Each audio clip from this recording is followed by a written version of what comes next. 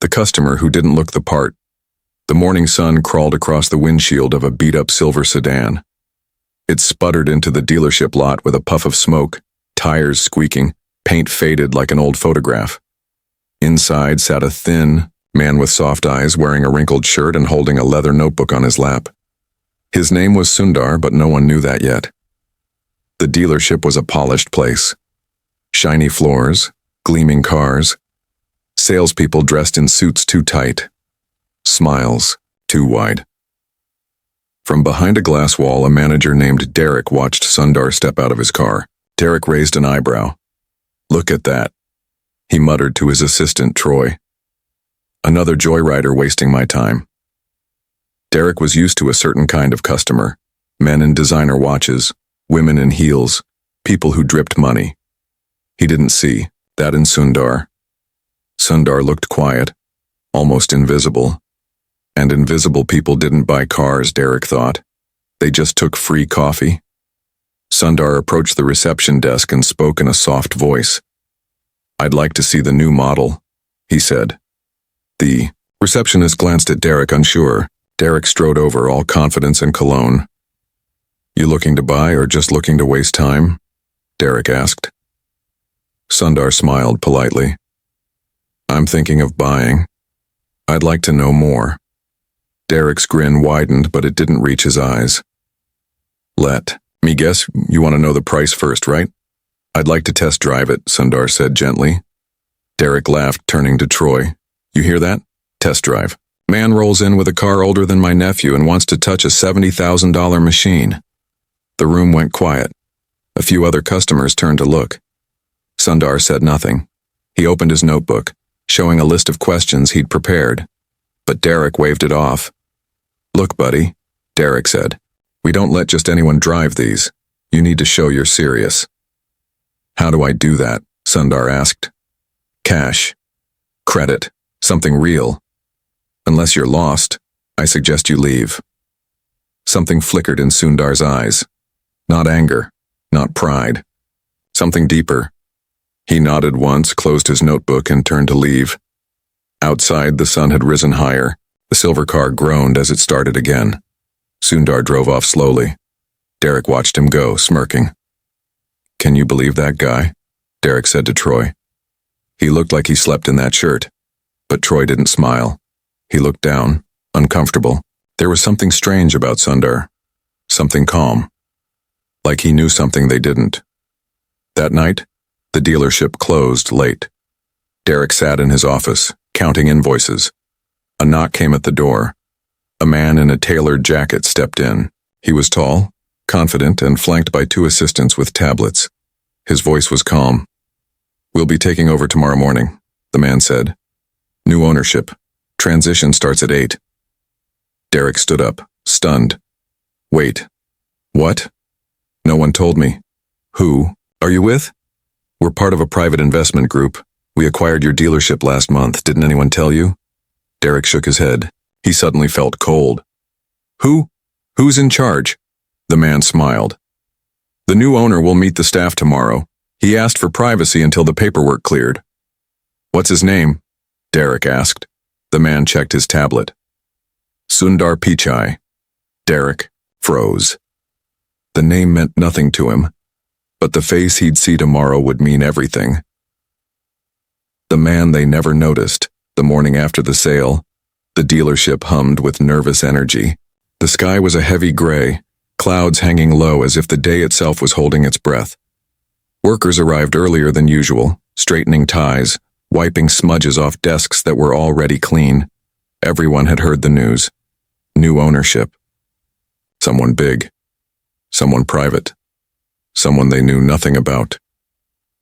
Derek stood in his office, staring out the window, sipping burnt coffee he barely tasted. His mind raced. He had run this place for 12 years. He had grown it from a second-rate lot with no online presence to one of the highest-grossing luxury dealerships in the county. He had survived market crashes, supply chain freezes, and competitors opening down the road. And now, just like that, someone had bought it from under him. No warning, no meeting. Just a knock on his door, and the word sold.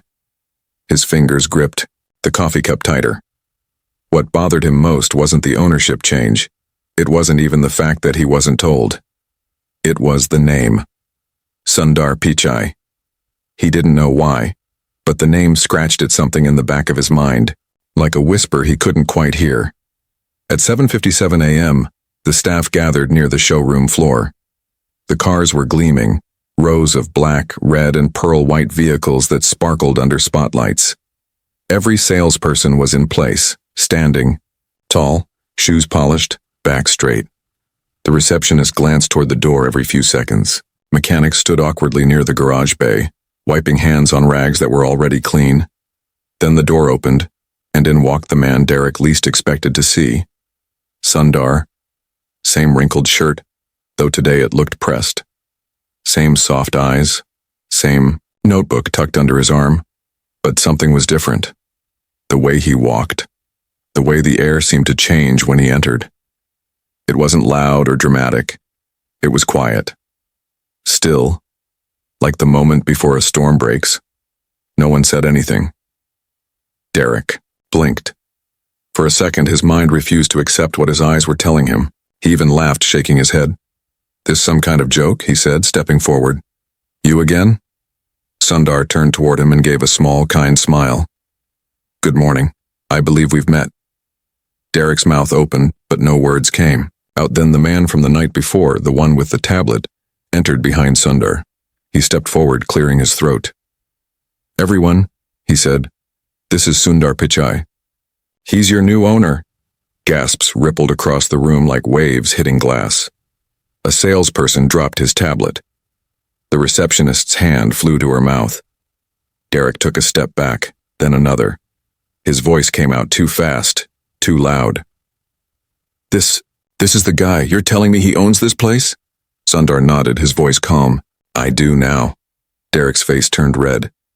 "You came in here yesterday. You pretended to be some low-level shopper." "I wasn't pretending," Sundar said. "I was shopping." "You tricked us," Derek snapped.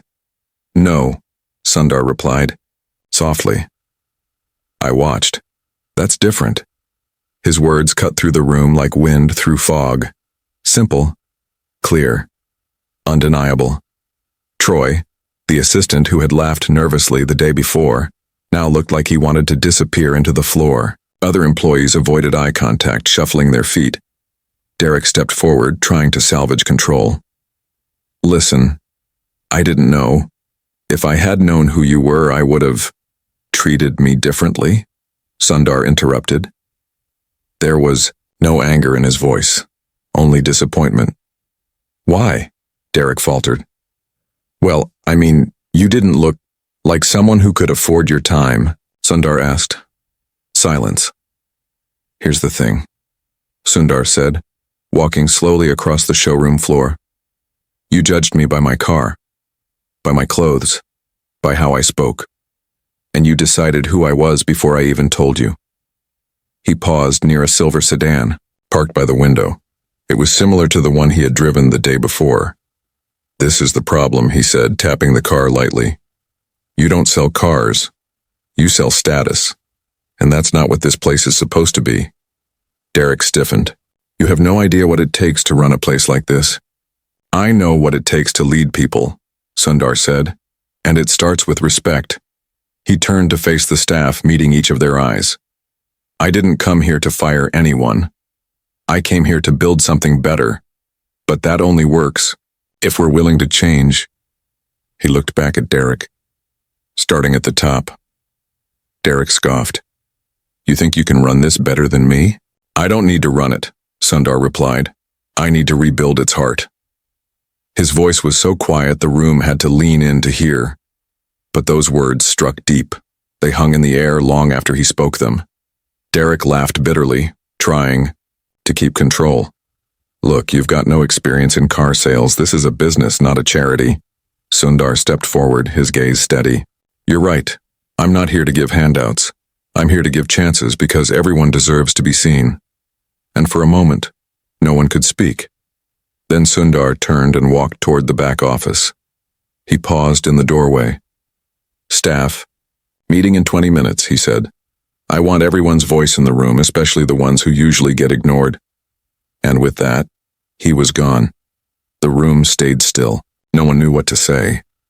Derek looked around and realized no one was looking at him for direction anymore. Outside, the sky finally opened, and soft rain began to fall. Voices that were never heard. The rain tapped steadily against the showroom windows, a soft rhythm like the sound of a clock ticking, steady, patient, unrelenting. Inside the dealership, tension hung heavy in the air. People who had once strutted through the place with easy confidence now moved cautiously, glancing around as if the walls themselves were listening. 20 minutes had passed since Sundar had called for the meeting. 20 minutes in which silence replaced chatter. 20 minutes in which employees sat at their desks but didn't work, stood in the garage but didn't speak. Even Derek, usually the loudest voice in any room, stood off to the side near the office door, arms crossed, jaw clenched.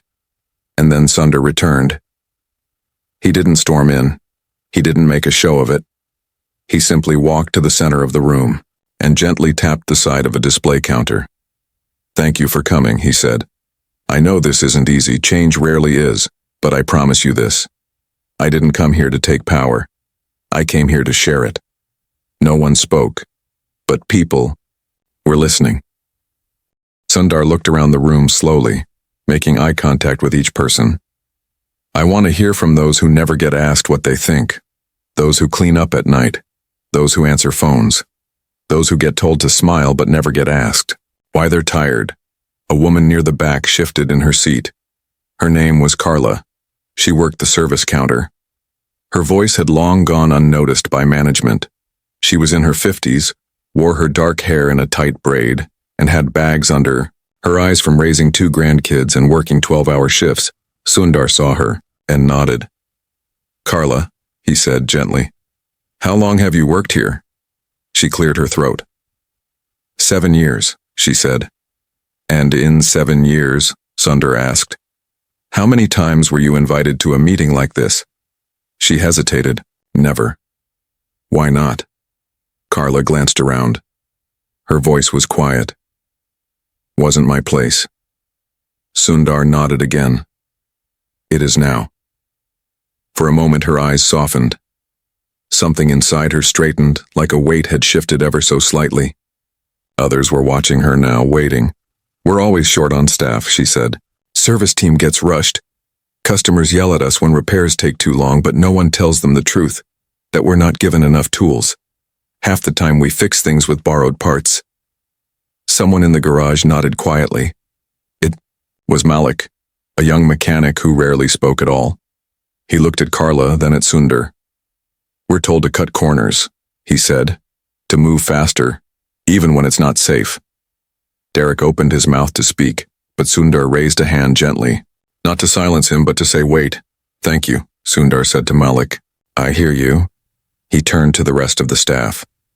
"This place is filled with people who know the truth, but they were never given the room to speak it. Today, that ends." Troy, the assistant manager, looked uneasy. "But if we let everyone talk, won't it slow things down?" Sundar smiled. "You're thinking like a machine, not a team. When people are heard, they move faster not because they're pushed, but because they believe in where they're going." Derek stepped forward, then arms folded tight. "Look, you're trying to build some utopia here, but this is a business," he said. "We don't have time for feelings. Margins are tight. People need to do their jobs." Sundar looked at him, and for the first time his voice became firm. "And what is a job without dignity?" he asked. "You talk about margins, but you ignore the people who create them. You think kindness is weakness, but kindness, Mr. Derek, is power most people are too afraid to try." The room went quiet. Then slowly, a new voice broke through. "He's right." Everyone turned. It was Jonas, the janitor. He was small, older, and always arrived before sunrise. No one ever really spoke to him unless there was a spill. He wore the same blue jumpsuit every day and carried his lunch in a rusted metal box. "I've been here 10 years, Jonas said. Not once has a manager asked my name. Until yesterday, he did." He pointed at Sundar. "He asked where I was from, asked about my family, asked why I worked nights. You don't forget that."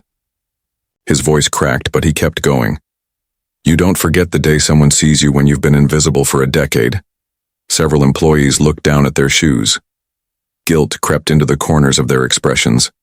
Sundar didn't say anything right away. He let Jonas's words settle like dust in the light. He knew silence could be louder than shouting if you let it speak. After a long pause, Sundar turned to the team again. Starting next week, we're restructuring, he said. Every department will have a voice, not just management. We'll run weekly roundtables, open floor discussions. No titles, no ranks, just people. And what if people don't like it? Derek asked, bitterness still clinging to his words. Then they're free to go, Sundar replied. His tone wasn't harsh. It was honest, raw, final. The storm outside had picked up now. Thunder rumbled low like a growl beneath the earth. Yet inside the dealership, something else was stirring. Not fear, not rebellion. Something quieter, something stronger. Hope. For the first time in years, people looked at each other and didn't see ranks or roles. They saw human beings. Tired ones, hard-working ones, people with rent to pay, families to feed, dignity to reclaim. Then, as the meeting ended, Sundar looked at Derek one more time. We all have a choice, he said. We can change or we can be left behind. I hope you choose the first one. Derek didn't respond. Not yet. But that night, long after everyone had gone home, long after the rain had stopped, Derek sat alone in his office, staring at the old employee chart he'd built on his wall. And for the first time in his career, he wondered how many people on that chart he had never truly seen. The story beneath the surface. The sky cleared the next morning, washed clean by the storm that had rolled through the night before. Sunlight poured over the lot in long golden streaks, glinting off car windows and warming the pavement. Birds chirped in the distance. It was the kind of morning that made people feel like something new might be possible. Something better. Inside the dealership, there was a quiet shift taking place. Nothing loud, no trumpets, no grand speeches. But something had changed. Carla arrived with her usual coffee. But this time someone held the door for her. Malik brought his own tools from home and found a new set waiting at his station, clean, sharp, labeled. Jonas found a fresh set of uniforms in the break room, folded neatly with his name on them. Small things, invisible to the outside world, but everything to the people who worked there. Sundar moved through the building with the same calm presence. As always, he didn't hover, he didn't bark orders. He just listened, took notes, asked questions no one had asked before. And slowly the walls people had built, the defenses, the masks, the quiet bitterness, began to fall. Derek watched.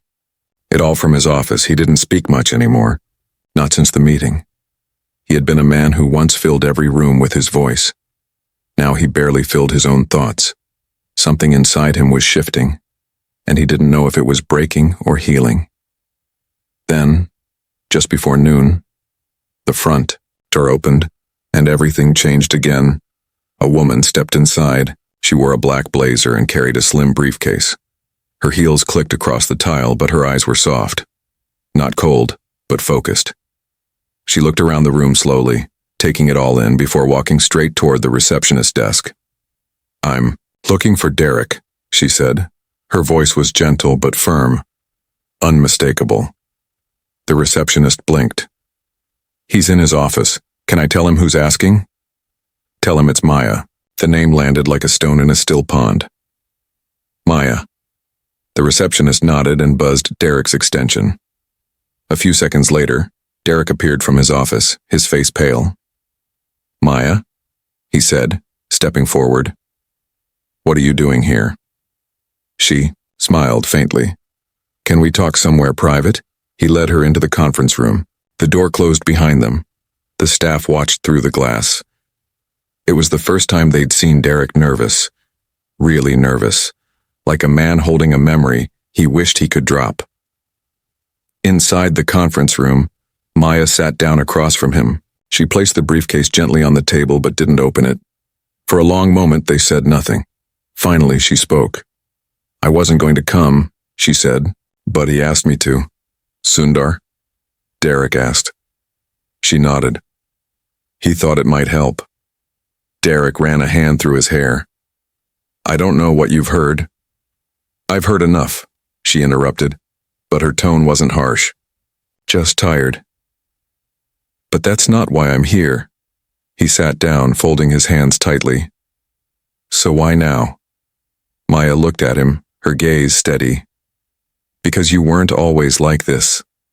The words hit harder than any accusation.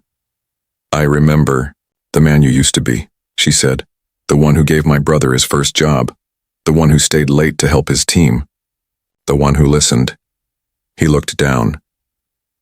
People change. They do. She agreed. But sometimes they forget why they started in the first place. He didn't respond. Outside the glass, Sundar walked past, nodding at a mechanic. He looked in once, just for a moment, but didn't interrupt. Maya leaned forward. Do you know why Sundar bought this place? Derek shook his head. She opened the briefcase. Inside was a thin folder.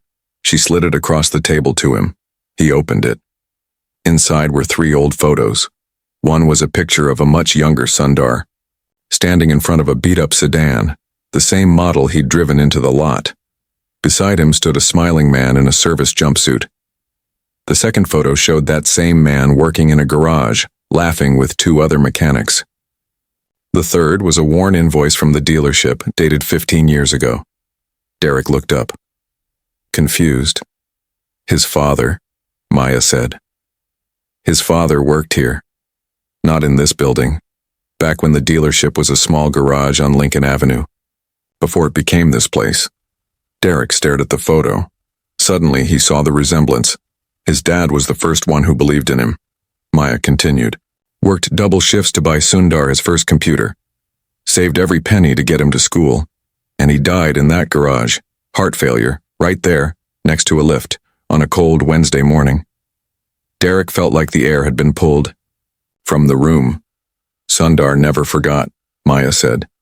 He didn't buy this place because it was profitable. He bought it because it was his father's dream, and because he wanted to fix what was broken, not just the business, but the way people were treated. Derek leaned back, swallowing hard. I used to respect you, Maya said softly. I even loved you once, but somewhere along the way you stopped seeing people. You saw numbers, performance charts, suits, and you forgot the rest. He closed the folder slowly. His hands were trembling. I'm not here to punish you, Maya said. But you have to decide who you're going to be from this point forward. Because whether you stay or go, you're not in charge anymore. But you still have a chance to matter. She stood up. He didn't buy this place to humiliate you, she added. He bought it to heal something. Derek sat alone in the room after she left. He stared at the photos, at the boy in the first image, the man in the jumpsuit, the invoice, with shaky handwriting. He realized something then. He had been so busy building walls he hadn't noticed the foundation was already cracked. And now, the person he once dismissed as no one had become the one giving him a second chance. Outside, Sundar stood near the window, watching a young trainee help an elderly customer find a seat. He wasn't smiling. He was remembering. The fault line breaks. The next morning began with a strange stillness, the kind of silence that feels like it's waiting for something to go wrong. The sky was pale, washed out, and cloudless, but the air was heavy. Inside the dealership, things moved quietly. People nodded instead of speaking. Even the usual sounds, ringing phones, clacking keyboards, footsteps across the tile, seemed softer.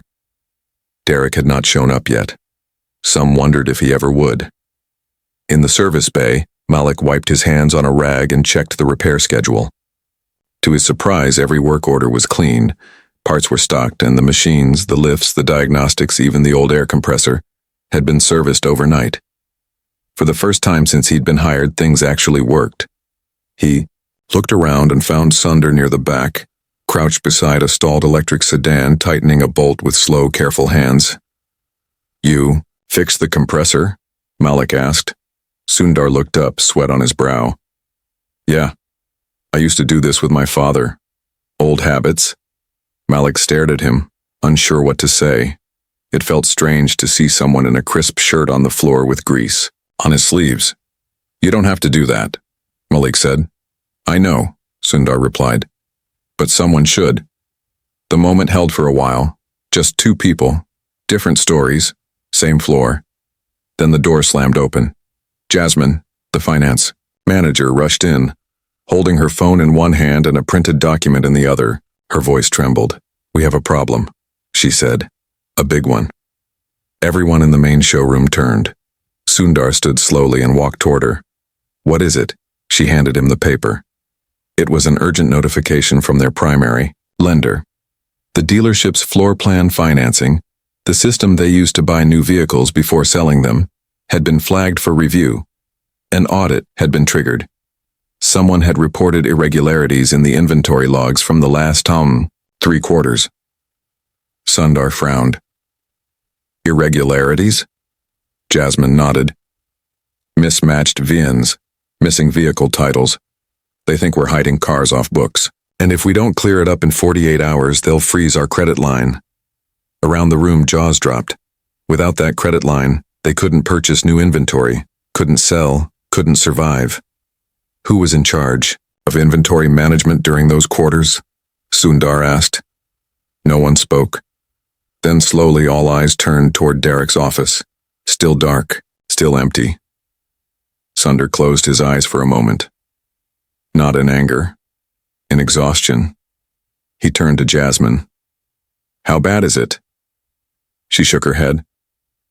Bad, but not unfixable. If we can find the missing titles, fix the paperwork, and account for every vehicle, we might be okay. Who handled the database? Sundar asked. Me, a quiet voice said. It was Ray, a shy young man from the back office who had spent most of his time buried in spreadsheets. But I wasn't allowed to edit it, Ray added. Derek locked me out of most of the admin functions. He said I wasn't ready. Sundar walked toward him, calm but firm. Can you help me rebuild it from scratch? Ray blinked. In 2 days? You won't be alone, Sundar said. I'll stay with you. And he did. For the next 36 hours, Sundar and Ray worked side by side in the back office. They didn't sleep. They didn't leave. They combed through every invoice, every VIN, number, every sale, and cross-checked every record. The lights stayed on all night. Coffee cups stacked up. The smell of printer ink and tension filled the air. Employees brought them food. Jonas brought them tea. Carla dropped off blankets and whispered, Keep going. You're close. And through it all, Derek didn't show. On the second night, just after midnight, Sundar leaned back in his chair. His face was pale, his eyes red. But a slow smile broke through. We found it, he said. Ray blinked. You're sure? Sundar nodded. The VINs weren't missing, just mislabeled. Derek had created duplicate entries to move cars between lots for temporary promotions. He meant to clean it up, but he never did. Ray smiled, exhausted but relieved. Sundar stood up, stretched, and looked at the wall clock. 1:12 a.m. Then the main door creaked open. Everyone turned. Derek walked in, hair disheveled, eyes dark, his suit jacket wrinkled and rain-speckled. He looked around at the people working, people he once ignored. Then his eyes landed on Sundar. Heard? Derek said. His voice was rough, like it hadn't been used in days. You knew this was coming? Sundar asked. Derek nodded. I thought I could cover it, fake the records, move a few things around until it went away. But it got too big.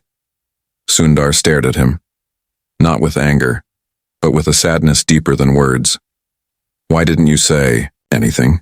Derek looked away. Because I thought if you fixed it, you'd never need me again. Everyone went quiet. Finally, Sundar stepped forward. We never needed you to be perfect, he said. We just needed you to be honest. The words landed like a stone in Derek's chest. He took a step back, then another. He looked at the faces around him, people he had led, people he had let down. He turned and walked out, But this time, he didn't slam the door. The next morning, Sundar submitted the full corrected report. The lender called by noon. The freeze was lifted. Their credit line was safe. The dealership would survive. But something more important had happened. They had survived together. People clapped, cheered. Someone brought in a cake from the grocery store down the street. Someone else hung up a hand-drawn sign. We're still here. And in the middle of it all, Sundar stood quietly, smiling, a little worn down but proud. Yet inside, he knew the final chapter had not yet been written, because that night, on the edge of town, in a rundown motel room, Derek picked up a pen, opened an old notebook and started writing a letter he should have written years ago. It began with 4 words. Dear Mr. Pichai, I'm sorry. The road home. The letter arrived 3 days later. It was handwritten. No envelope. Just folded neatly and slipped under the dealership's front door early in the morning before anyone had arrived.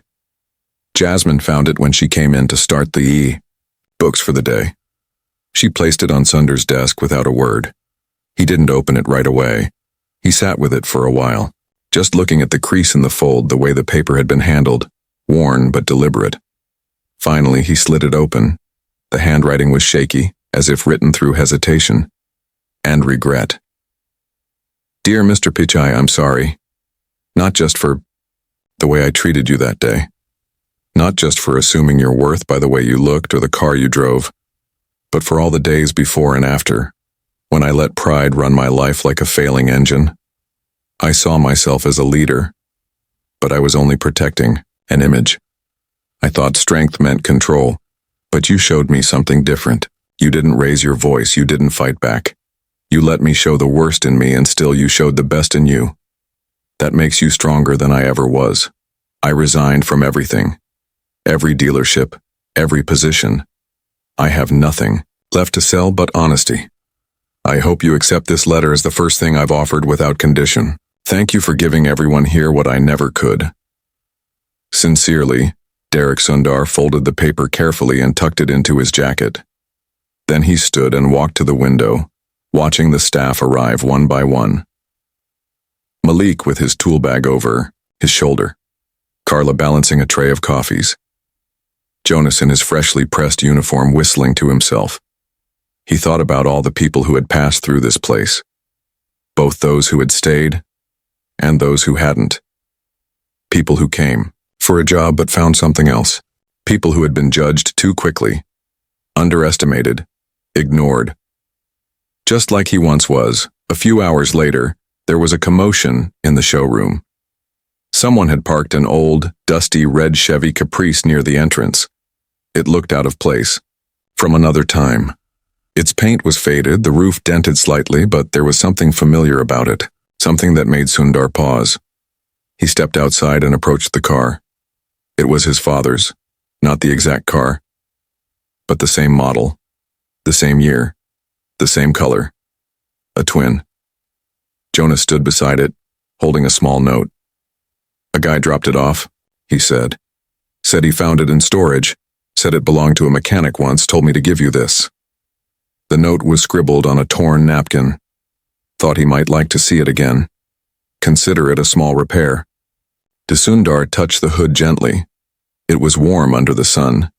He remembered riding in the back seat as a child, watching his father shift gears with care, one hand always resting on the wheel like it belonged there. And in that moment, something opened in him, not just memory, but peace. He turned to the others gathering around. We're going to restore it, he said quietly. Every bolt, every wire, we'll make it run again. Malik grinned. You're serious?